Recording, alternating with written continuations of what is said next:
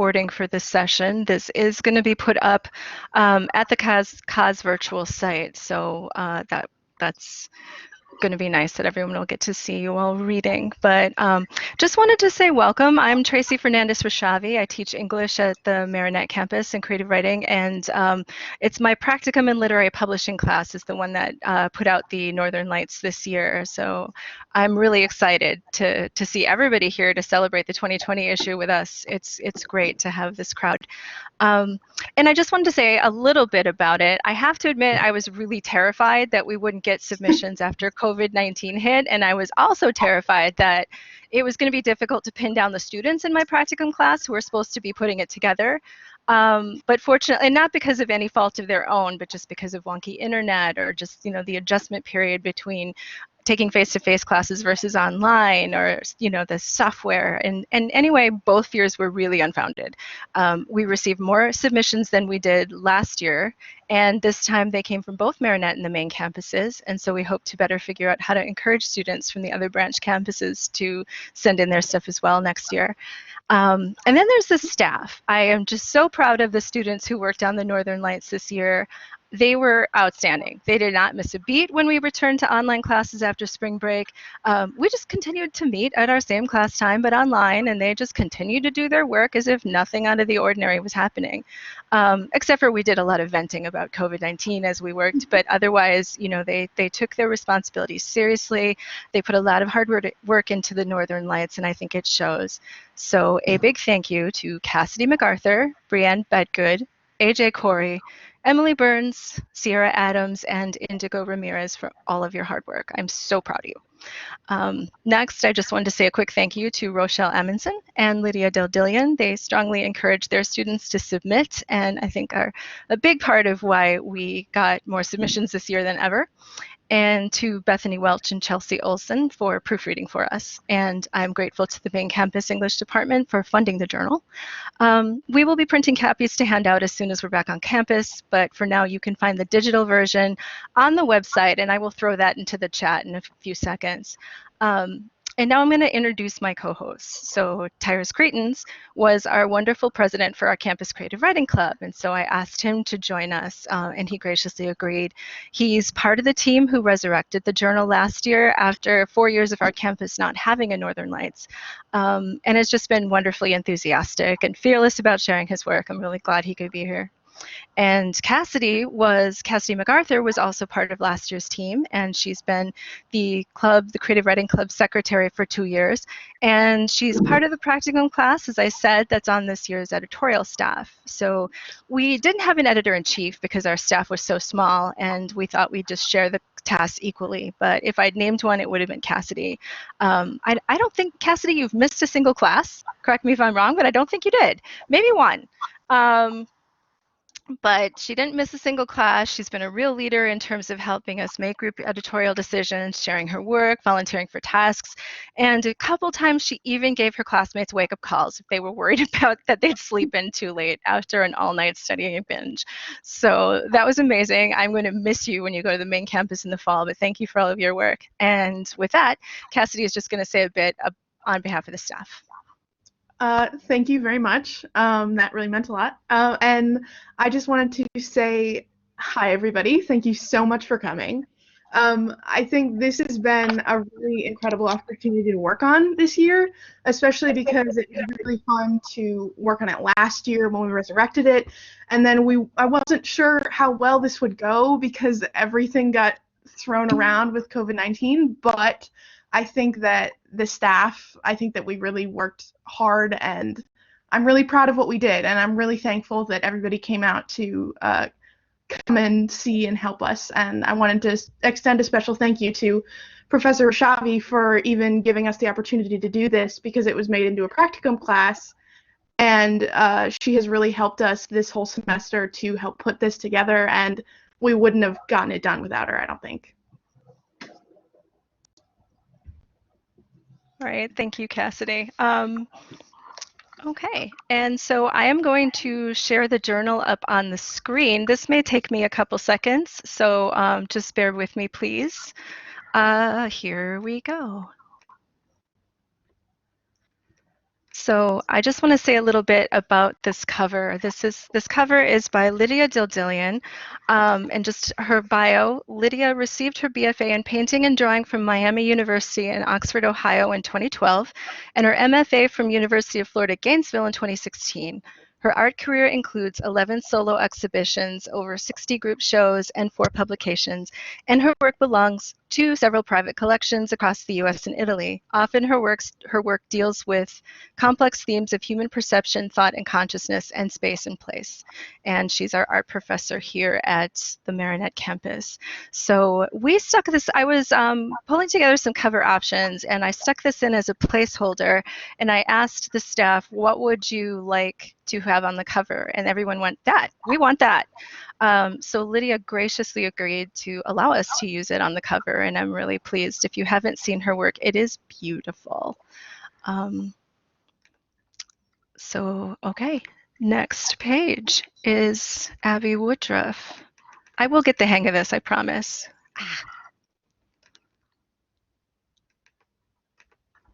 Okay. So there's a picture of our staff hard at work.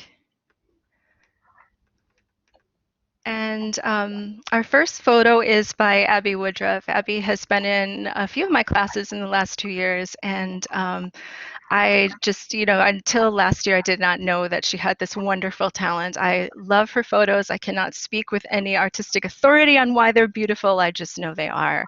Composition-wise, I love the diagonal angles in here, that surprise pink plant in the front, and I just thought that was really pretty. So Abby I don't think Abby is here. Okay, unfortunately, she wasn't able to make it. So our next piece is Survey Day. Tyrus?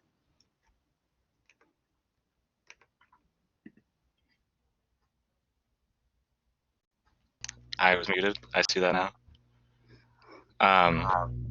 Cassie MacArthur is an avid poet and photographer who loves to see the weird in the world. She loves art, writing, and theater, and would love to pursue them for work. So, yes, this is my first poem. It's called Survey Day. I watch quiet mice grow warm with panic, streaking past the carpet, and I lift the cats away. A rusting voice says to let them die, but I remember what it is like to be a mouse. I remember what it was like to be the wild fawn I touched, sleeping in the grass, and then what it was like to be the doe that threw herself into the oncoming truck. I felt the whole of me, pooling and spreading past my body's edges like dark, accidental blood. The light is gone, and I am just an animal who sleeps inside her shame. I wait for the sun and for bright grass and berries to eat. I wait for winter to end. Every time I say it wrong, my mind just shows me pavement. I've stepped in front of the car, and I sit in front of the mirror and categorize what I lose. Not weight, but time. The ability to have caffeine. Years of memory. I sit in front of the mirror and wonder where it's gone, and wonder at the touch of blood along my arm. I sit in front of the mirror and wonder at deer bones buried underneath the snow. So, our next piece is a photo by Brandt Bedgood, who is actually also part of the staff. Brianne cannot make it right now, but she attends the Marinette campus, and she says that the ocean is my place of comfort and contentment. I escape from the ordinary and find myself at peace.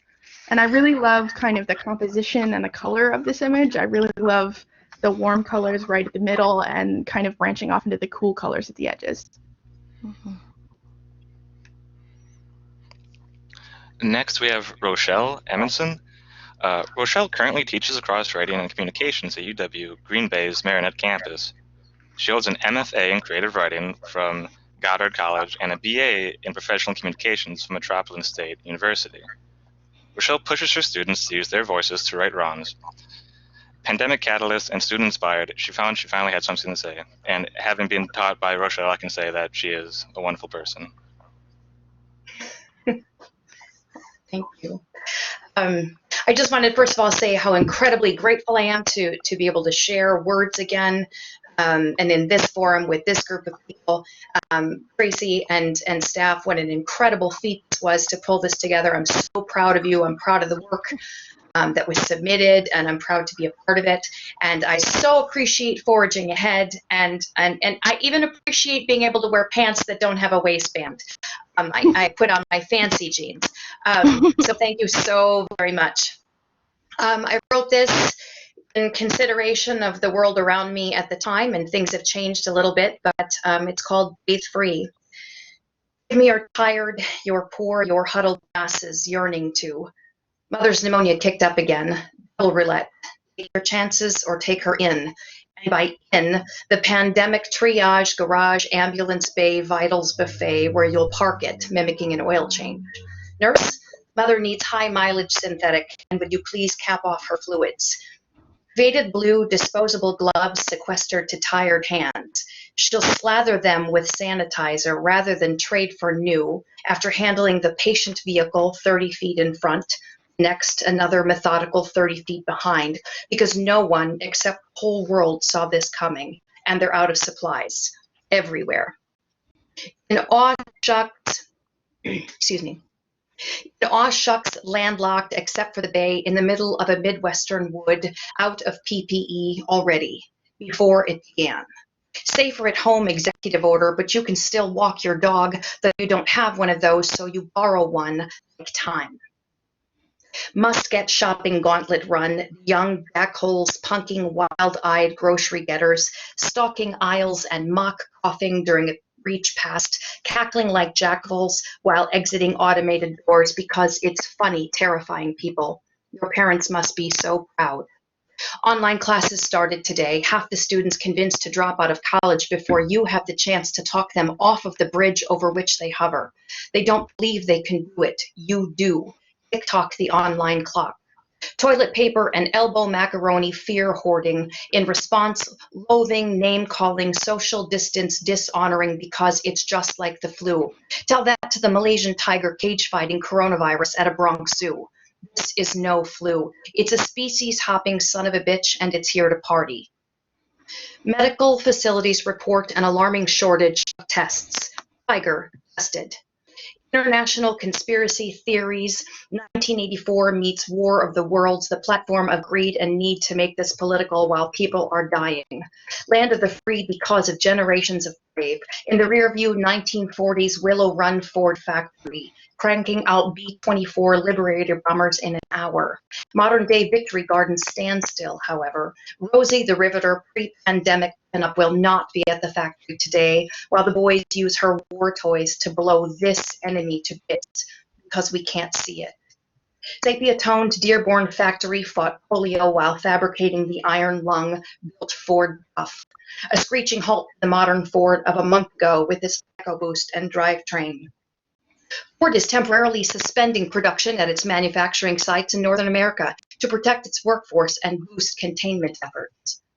In a mask world, halted manufacturing of the turbo diesel, paying back their mortgage against the ozone by gifting oxygen. They're working long days now producing ventilators, essential employees, while the upper crust is working from the home office, which was a closet until yesterday, and homeschooling children. They're the lucky ones. Too many classmates now fend for themselves for food, safety, security. They're not drinking the milk our farmers are forced to dump. Earth is healing, her greatest threat locked away, contained like pandemic.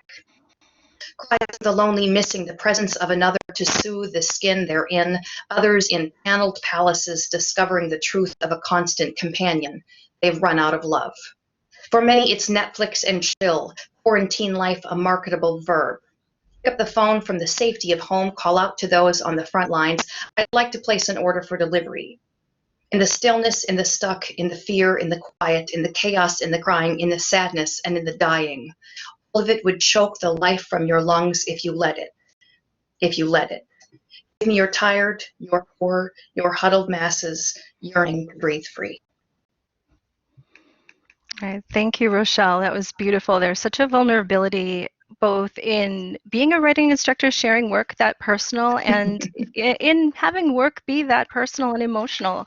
And I appreciate you for submitting this to us, and I think it was beautiful, and you read it beautifully. Thank you. Yeah. So this next piece, Bradley's not here, but Bradley Sievert from the Marionette Campus submitted this work called The Philosopher. And then we have Katie Irving. Okay, our next piece is by Katie Irving. Katie Irving is a 34-year-old single mom who has overcome the struggles of addiction and is working hard to obtain her law degree. She's always loved to read and write creatively. She says, "My life has been difficult and uncertain at times, but because of that, I never run out of stories to tell." So this is Making the Call. Wiping my sweaty palms on my dark blue jail-issued uniform, a tear rolls down my hot cheek, and my heart beats vehemently out of my chest. Everything around me moves in slow motion, echoing in my ears and playing tricks on my mind. I certainly must have heard the judge wrong. 3 years? In 3 years, my little boy will no longer be little. He will stand inches taller and have 3 years' worth of memories that don't include me. I think of bruises I will not be around to mend, and bedtime stories I will no longer read to him. Moments ago, I thought I may be going home to him, and now I'm being told home is a prison void of my son's smiling face. My heart crumbles. The pain is palpable and unbearable. Before I can finish picturing all the things in his life I will miss out on, I'm abruptly brought back to reality. An expressionless guard ushers me past my tearful parents and out of the courtroom. I'm thankful for his hand on my arm, as it seems to be the only thing holding me upright. The shackles around my heavy feet scrape the concrete with every step I begrudgingly take on the ceaseless journey to my cold, empty jail cell. Surrounded by the incessant chaos of D-Block, I am painfully alone. I curl into a ball on a mattress equally pathetic and hollow as my insides. Feeling disappointed in myself and despondent towards my future, I mentally prepare myself for the challenge ahead, the call. I know what I must do, yet my brain cannot seem to coax my body into moving. I must be strong. The alternative is no longer an option in a place like this. My feet find the floor miles below me as my eyes locate the only connection I have with the most important person in my world. Attempting to block out all of the dysfunction surrounding me, I close my eyes and take a deep breath. Somehow, my finger finds the numbers in the correct order and dials. The leaden receiver presses against my ear as the line begins to ring. His voice is small and meek in anticipation of what I'm about to tell him. The hope he'd been holding on to escapes his tiny lips, and a heavy sigh passing through the phone and into my soul like a cold winter wind. My apologies and promises fall flat on little ears and do little to console. If I thought my world had changed, I realize his must be reeling. Although his love for me remains impervious, the unbreakable bond we've always shared is suddenly excruciatingly different. It's an unnatural and unnerving feeling to be the one hurting him when my job is to protect him. To explain the profound changes of our circumstances to such innocence is beyond useless, as I am traveling into new waters I don't yet understand. A strange recording of a woman decides for us that our time on the phone is drawing near. I realize the 60 seconds I have left with my son isn't nearly enough time to fix the damage I've just inflicted. Keeping myself together for his sake is proving to be harder than anything I've ever experienced, and the moment we disconnect, I break.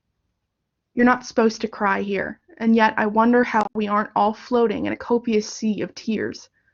I look around and see hardened facades masking despondency, and wonder if this is my future. Rejecting the idea that my fate will reflect the brutally bleak ambiance surrounding me, I immediately vow not to allow the mistakes of my past to shape my future. Returning to the solace of my cell, I stop adding to the list of things I will miss out on and begin to envision a different list, goals for myself. I realize no matter how hard I try, I am unable to return to a time before today. Therefore, I must move forward and live in the opportunities I create for myself. The story of my life is one my son will read and tear pages from, so I decide to give him a story of triumph rather than tragedy. Shutting my eyes, I find the mattress beneath me feels a little firmer. Dreams replace dread, and I look forward to the call I get to make tomorrow. For as long as I have that connection, I have hope. Thank you, Cassidy. That was really beautifully read. Okay. Next, we have another work from Cassidy. This is a collage I did last semester in Professor Dillon's two-dimensional design class. It was really interesting when we were doing this assignment because I had a lot of things going on and I was really stressed out, but I felt like the ability to make these collages really calmed me down and it let me kind of express a lot of emotions that I was exploring, and I just thought that it was a really fun way of making art, and I think I'll probably do it more and more often. It's a lot of fun. It's beautifully done. This piece is by Lillian Sellin from the Marinette campus. It's a recipe for a day at the Dada Spa.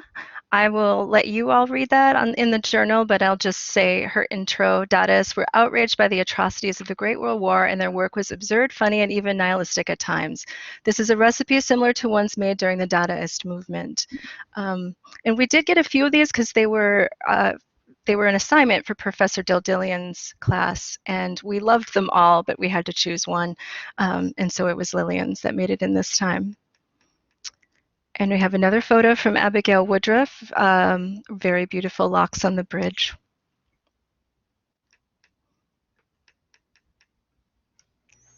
Another poem from Cassidy. So this poem is called My First Job Was at a Nursing Home, and I wrote this actually last year, and then as I was, looking through what I could submit, I realized that it was very topical for COVID-19, and I thought that it might be interesting to submit it.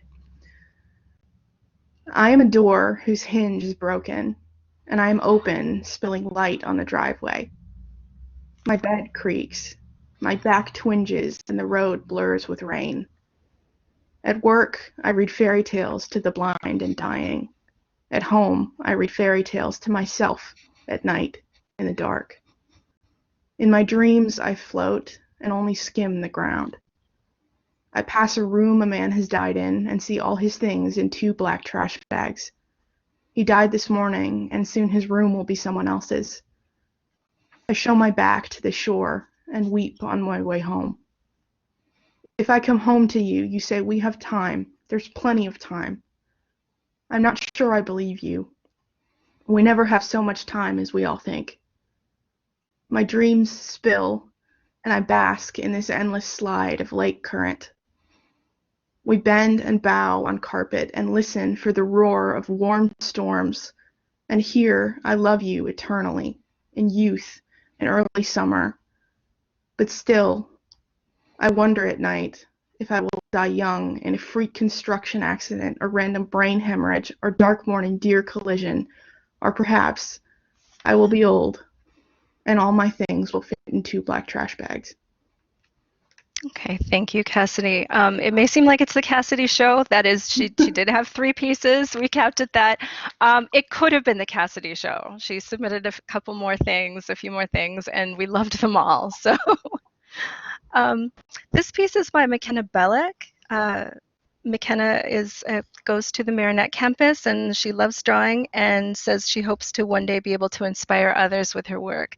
I was so glad that she submitted both last year and this year. It is really nice to have this digital art style in the journal. I think it adds a lovely vibrancy. So thank you to McKenna. This is another work by Brienne, and it's a poem entitled, If only we could take away pain and add flowers to the broken pieces, to plant beauty where spots are ugly, where sadness dies and happiness begins to bloom, growth of new delicacy. My body a home for bees and butterflies where they grow and nurture, imprinting the broken and adding flowers to the broken pieces.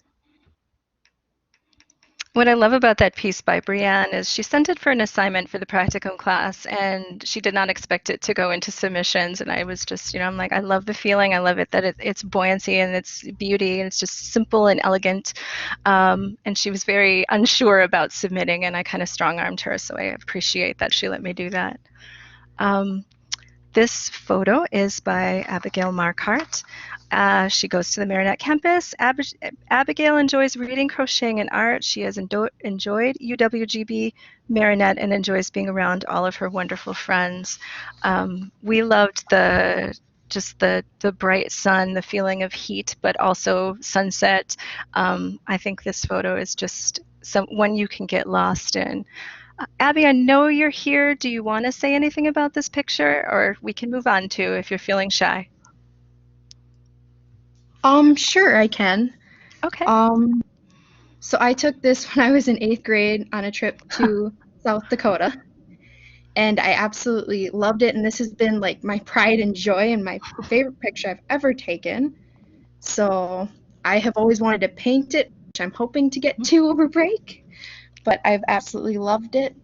So I'm to submit it. Lovely. If you do paint it, submit it to us. Be kind of cool to have the sequel in the journal. And next, we have August Wigman, who is a writer, an artist, and a junior at UW Green Bay, enrolled in the BFA program for Writing and Applied Arts. They attended UWGB Marinette campus and worked on the Northern Lights Journal during the 2019 spring semester. And they are ecstatic to see this continuation of the journal. Hello. Okay, so this is my poem, Late September. There is a crack, a dizziness, a hollowing. I am in love with you. I am in love with you. Do you read me? Are you listening? Can you sing for me? I bleed slowly, growing like vines up a lattice. The ache for sunlight, the cry for something more. Would you ever hurt me? Would you ever try? Am I wrong to fear you? Inside there is pain, there is loss. I am hurting. I am hurting. Would you stop if I cried? Would you stop ever? Is it too late to ask you who you are? Thank you, August. That was fantastic. August was the editor of last year's journal and president of the Creative Writing Club. And so we were just really, really glad to see you submit again. Thank you for submitting, and thank you for spreading the word on the main campus about the journal. I love your poetry, and it is so cool to hear you read it out loud. Thank you. Yeah.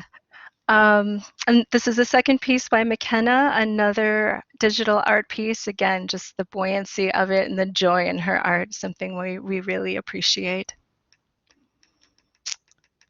And this next piece is 11 types of roommates that make you reconsider going to college. We did a nonfiction submission, worked on that in the practicum class and kind of pretended to submit most of them. But AJ is a pre-med major and who's going to graduate from UW Green Bay this year. And he doesn't consider himself a writer. He kind of just ambled into the class, but he's a great student, so we were glad to have him.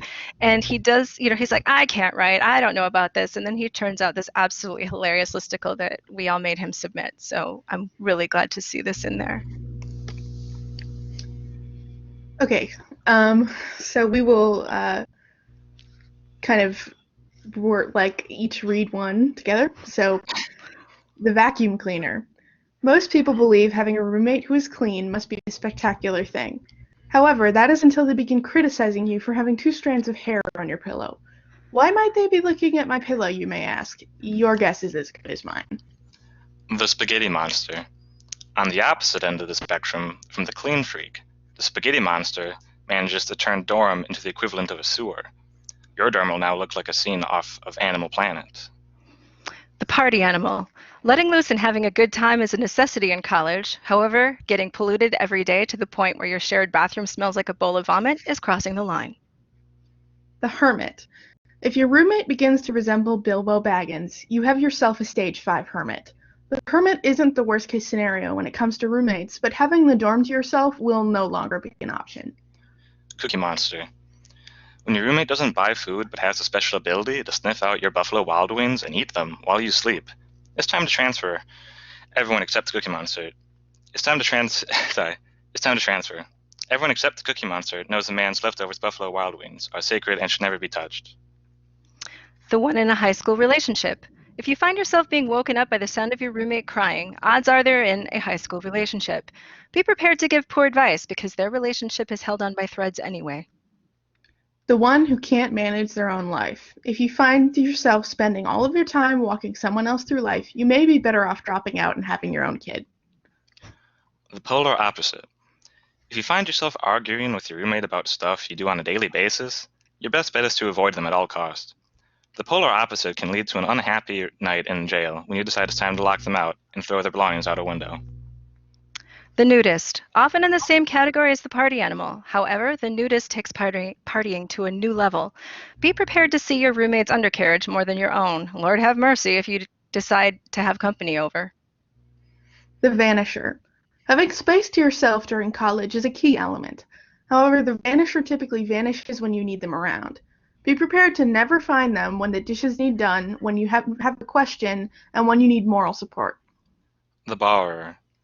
Most of us have been taught to share since a young age. However, when you find ginger hairs in your razor and you don't have ginger hair, it's time to have a talk with your roommate. Okay, our next piece is an art piece by Madeline Davies. Madeline is pursuing a degree in music at UW Green Bay's Marinette campus and teaches piano on the side. She's the oldest of 8 kids, and she and her family live in the beautiful Upper Peninsula. She loves music and is passionate about teaching it to younger generations. And Madeline sent us a statement, so I'm just going to read her artist statement. Hello, Northern Lights. This is a drawing of 2 lovers enjoying an intimate moment of listening to music and being together. To me, this work evokes a sense of peace, something much lacking in today's pandemic. It speaks of enjoying the simple things in life, holding your loved ones close, and letting music help you through life. This artwork was inspired by my love of music and a painting by Joseph LaRusso titled Playing Their Song. The quote is from an anonymous author. And it says, if you can't read that, it says, when you find someone that makes you feel the same way music does, that's when you found someone special. Okay, our next piece is by Indigo Ramirez. Indigo is a studio arts major and loves being in the Creative Writing Club and Visual Arts Club as they allow Indigo to express themselves creatively alongside fellow enthusiasts. Indigo hopes to inspire others by encouraging others to express themselves. And Indigo was also part of the group that helped resurrect the Northern Lights last year. And on our staff this year. Indigo, do you want to read? Yes, please. Don't struggle. Let me hold you by your tongue so I can orchestrate your salvation. You don't need strings to be a puppet, and I don't need to touch you to move you. Now, repeat after me. I pledge allegiance. It was funny. The staff was unsure about whether to accept this one at first, and I said, just remember that good art can also make you uncomfortable. And then it was unanimous. So I just love that there's so much depth to that piece. This photo is by Sohee, or Aaron as she goes by on our campus, Young. Aaron submitted photography last year, and we loved all of her pieces, but only had room for one. So I kept them, and then this year, when I thought we might not get enough submissions, I asked if I could just resubmit them, and she was graciously allowed me to do that. So Aaron, did you want to say anything about this photo? Yes, Okay. this photo shows the night view of the Dude River in Hungary. And like I went there with my family like before I came to USA. And then like when I saw this view in the boat, I was very impressed by the shiny bridge. I took the photo right away. Thank you. It's beautiful, and I know it looks a little fuzzy on our screen. I'm not sure why things are looking so fuzzy, but it is really very crisp and very detailed, and it's absolutely lovely. Her stuff always looks so professional. Next, we have another piece from August. Strawberry. Come to me glowing and warm. Tears sit on a precipice of nothing. Your knuckles are a deep, pretty shade of blue. You have always been in love with the place where everything is born. You have always loved too hard, knocking teeth out of the wet, dark mouth of the sky as if that were your God-intended purpose. Come to me now. I will count your breaths and hold them to my chest in a curled fist. Very powerful. Thank you. Our next piece is by Sofia Dow. Sofia is an international student in her second year at the Marinette campus. So far, Sofia has been having a lot of memorable experiences here at the university, and she's excited to graduate in the spring. We really, really liked this piece. It was almost unanimous in voting. I think the colors are really compelling, and I just really like the way it's composed. And Sophia's another one where I asked her if we could resubmit some of the work she had last year, and she allowed me to, so I was very happy.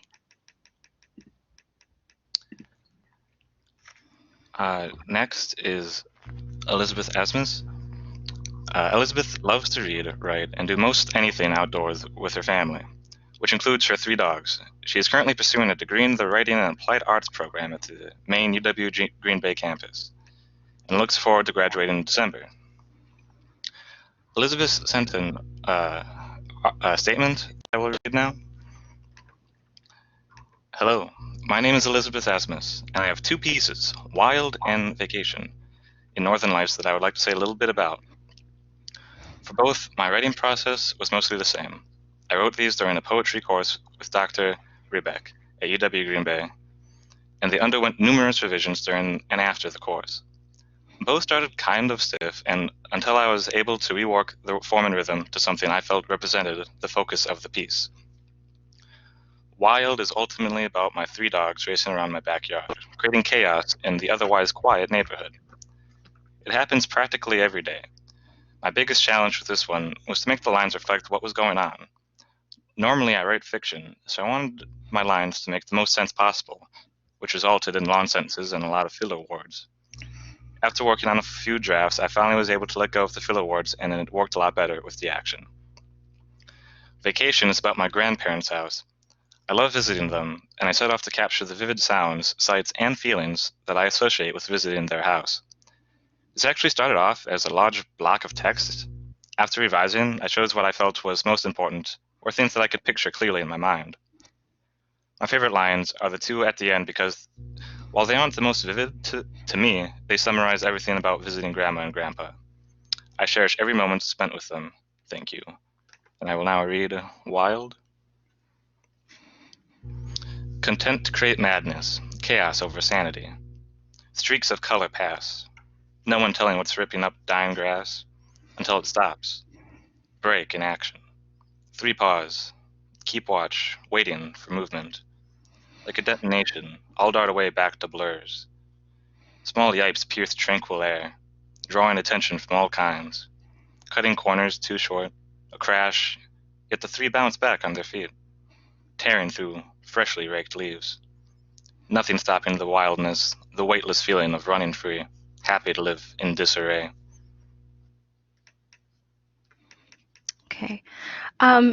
I am going to save the video that Barbie sent for the very end of our reception here, but Barbie Gossin is an alumni from 2003 and went on to get an MFA from Kent State University in 2008. Her jewelry and metalwork has been exhibited throughout Wisconsin, the U.S., and internationally. She has been a teacher of jewelry making, enameling, and metalsmithing since leaving UWGB and the main campus. And so the top piece is called Ephemeral Pond Blue Spotted Salamander. Media are copper and enamel, and the bottom piece, Ephemeral Pond Tadpoles, also copper and enamel.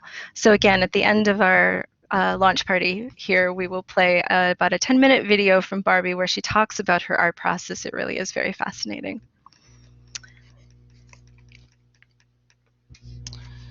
Elizabeth's second piece, Vacation. In the summer, floral scents mix with the woody traces of the outdoors. A passive breeze blows through the trees. Sounding wind chimes entrancing melody. Upon a hill, a small log cabin appears. Sunlight filters through the trees, paints shadows around the yard. Out back sits a lake, surface like glass. Filtering reflections of dynasties. Waves roll up the sandy shores, wash over colored rocks. Top ripples with excitement as predators dive, scattering fish. Deer dart across the weathered road, peeking out from depths unknown. Laughter from young and old join the birds' happy song. Knowing memories are overflowing and cherished. Okay, thank you, Tyrus. And then we have Taylor Desatil. Taylor is a freshman planning to major in history at UW Green Bay's Marinette campus. He loves to write, but feels like history is his true calling. And I will read part of the beginning of the building. The woods were dark and damp. As we trudged through the overgrowth, we finally came to the small, stump-infested clearing. Placed off center in the clearing was the looming gray building slowly being reclaimed by branches and ferns. We'd managed to find it again. The rust-coated iron door hung loosely from the hinges, but yet the deadbolt held it tightly in place, as if guarding a well-kept secret. I dreaded going inside. But still, I snatched the crowbar from my bag, as my companions patiently waited. Yesterday, the four of us felt like exploring, so we decided to check out the woods outside of our small hometown. Finding the building had only piqued our curiosity. Deep down, I felt afraid of it. It was one of those buildings that people would immediately think was haunted, but all of us had agreed to check it out when we got the chance. That chance just so happened to come today. School had been let out due to some kids spreading the flu. None of us were sick, so we saw it as a perfect opportunity. "Come on, Mike, get it open already. We don't have all day," Vanessa called to me from roughly 2 feet away. I kept my back to her and yelled, "Shut up, we've got all day." Jim snickered, "Yeah, V, shut up." I looked back just in time to see Vanessa roll her eyes. She gave a slight smirk and her dimples dug deep into her cheeks. I turned back to the crowbar and shoved it into the crack between the hinges. I jerked and wrenched on it until one of the hinges broke off. I repeated the action until both hinges had popped clean off. I set the crowbar on the ground and placed my fingers on the crack that now gaped between the door and the building. The iron of the door was ice cold, and the sudden chill almost made me draw back. I gripped onto the door and shoved it open further, and the old deadbolt made a sudden cracking noise. I let go of the door and slung my bag over my shoulder. "Come on, guys. It's a tight squeeze, but that's probably as good as I'm going to be able to do it." Dan jumped out of his squat and weaseled his way through the gap. "Hey, Jim, hand me my board." Jim nodded, reaching for Dan's skateboard.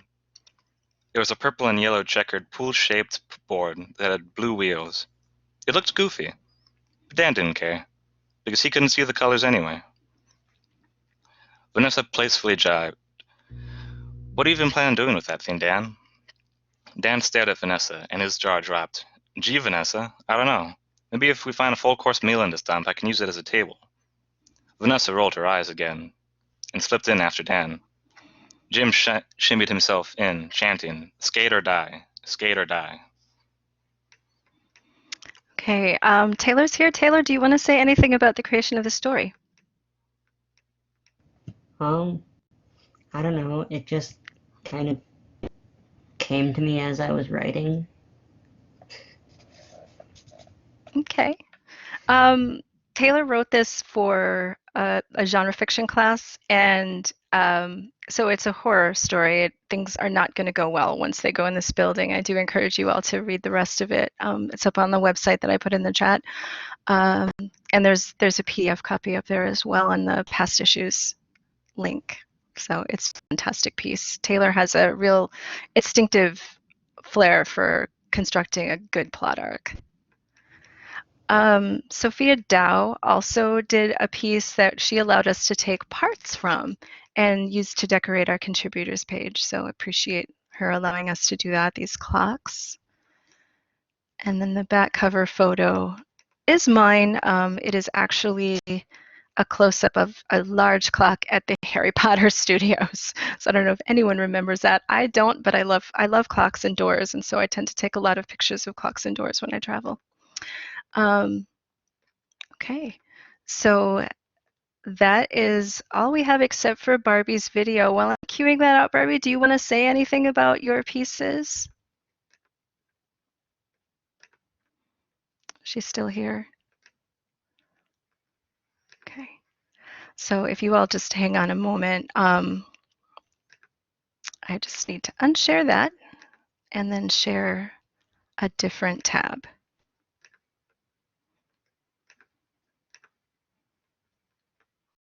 Okay.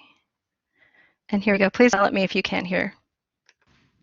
Hi, I'm Barbie Gossin, and I just wanted to give you a brief little demonstration of how I go about making some of my pieces. So I feel like the metalsmithing world is pretty abstract to people, and so I just wanted to kind of give you a little bit of a rundown of how some of this is done. My bowls. So I'm going to start with a flat piece of metal. Looks like this. This one has been sunk into a sandbag. I use a mallet and just kind of hammer around until I get a little bit of a rounded shape. And then I start to do a process by drawing lines around around the piece and then hammering over this stake right here. And I'm going to show you what that process is like very briefly. This one has been worked on quite a bit already. What I have to do is do this process and then anneal it and make it hot so it gets soft again, and then come back and do it again. So what I do is actually put the metal so it's up off of the stake, hammer it down to the stake. It's always a little tough right around the edges. And I do that, you can see that this is just starting to form up right there, and I do that back and forth around the whole piece until it forms up. And you can form almost any shape out of this. This is another bowl that I started for a different piece, and so you can see that it has a little bit of a flare, or up into vessels that if I keep going, you can neck these in really small to create whatever. This is a really old technique that people would use to make bowls and cups for thousands of years. So I do that whole process and get till I get to the shape I want, and then I actually go back with a planishing hammer, and it's a little flat hammer that I can use, and I take out all the hammer marks and make it extremely soft and shiny. So this isn't going to do it very much right now because this takes hours and hours of time until I get it to a really nice finish that I want it to have. The next thing that I do is I start thinking about like how I want the animals to look and creating the animals. And how I do this is I use a die forming press. This is my press right here, just a hydraulic jack with some springs that keep everything really even. These are some of the little dies. I just make these little dies out of plexiglass. This is my little frog die. And this is my die that I use to make the polywogs. I also have a little die that I use to make a salamander and dies, and I just stack the plexiglass to get it to the height that I want it as I'm making my dies. So if I need something to be extremely deep, I need it thicker than just one little piece of plexi. Then I sandwich a piece of metal in between the die and this plastic piece. This is actually kind of a plastic or a rubber that goes in and pushes into the metal die, and so everything forms down and pushes that metal in. I just put it in my jack, pump it all up, release the pressure, and then when it comes out, it has shape. So this one was done a couple of times. This is a little bird shape that I have, and was made to make another one of these pieces in my series. That is this little bird right here. So I made two halves, then that got welded together, and then it's enameled after, which we'll talk about in a little while. But that's my little bird right there. After I have a basic die formed form, I bring it on over to this pitch bowl right here. This is actually tree pitch, so it's a soft-ish, fluid-ish form that we can use as a resist, so it stays fairly hard, but I can press into it. I use a special little hammer. This is called a chasing hammer, and I have all these little tools that have all different shapes on them that I can use to do this process. And I can actually use like a little tool by hammering in a little bit at a time to draw lines and different shapes. And I do this again the same way like everything in the metalsmithing world is done, that I heat it up and take off all the resin that's on the back of it, make the pitch soft again by heating it slightly, and then pickle it, clean it up, and put it back in there and do it again, back and forth. And eventually what I come up with is detail and form. So here's an example of some little leaves that I did for a different piece at one time. And I do that with all the birds. I make all the little lines inside of the frogs and the pollywogs and everything, make their eye definition and stuff this way. Then I come over to my bench. This is my jeweler's bench where I do a lot of work. And I saw it out with just this little tiny saw blade. And it's just hand sawing very slowly, a little bit of cleanup sometimes with some other rotary tools, but most of it is all handwork that's done. After I have those components, the next thing that I did was, in the case of my pollywog piece, I did some forming of some branches. And what I did with that is I started with square copper stock. This is brass, but it gives you the same kind of idea. So it's fairly thick, and I actually draw this out in a process of forging, much like a blacksmith does. So I use the back end of my little hammer to draw that out. And I'm only going to do this in a second, but you'll get the idea. And I start to make it into a smaller shape.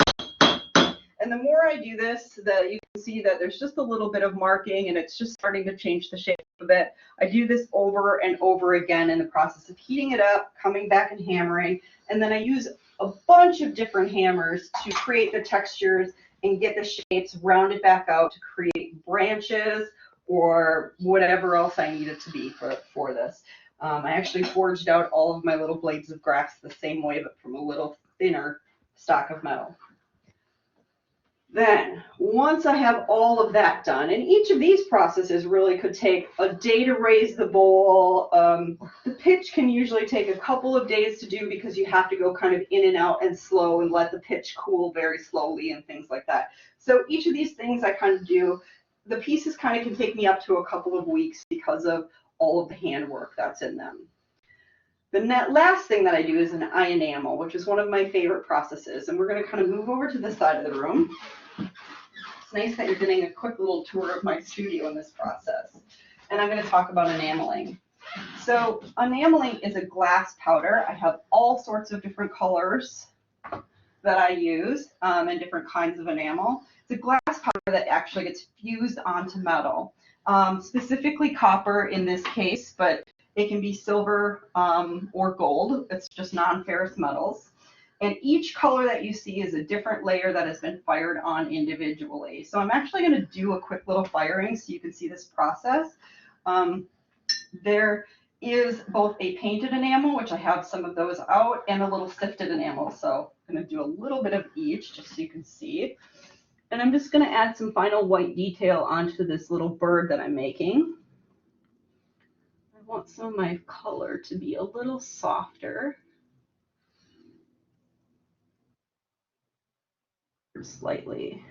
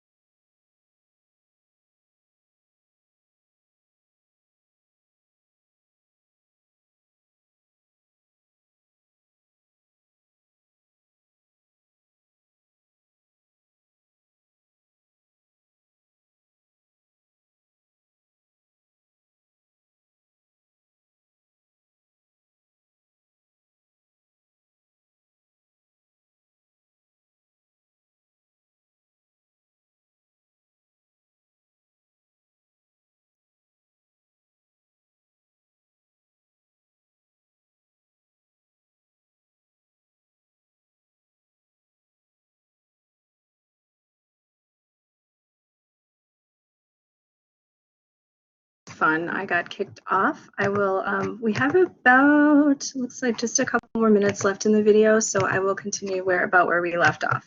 1 second. I haven't had anything kick me off all semester, and now of course it happens tonight. Sure. All right, wish us luck here. And because my kiln is up to close to 1,500 inches, it only takes a minute.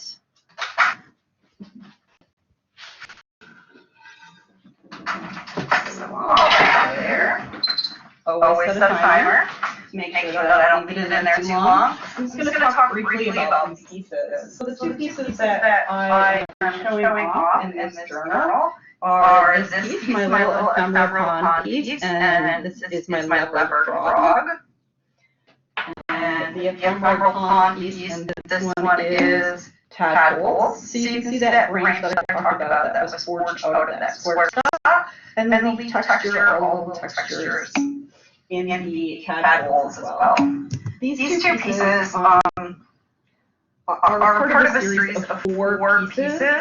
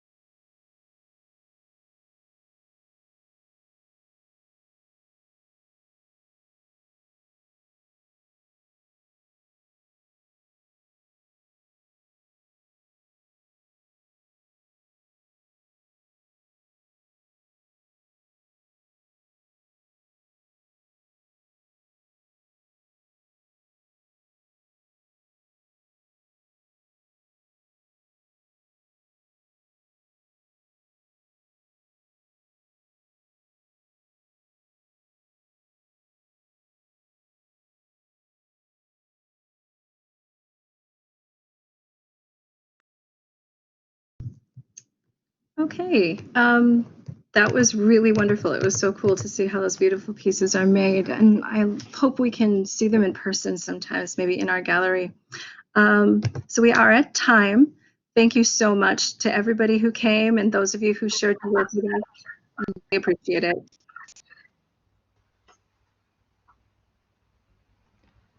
Thank you, everyone. Thank you so much for coming. Great job, Northern Light staff and Tracy. Excellent job. Thank you. Very nicely done. Thank you very much.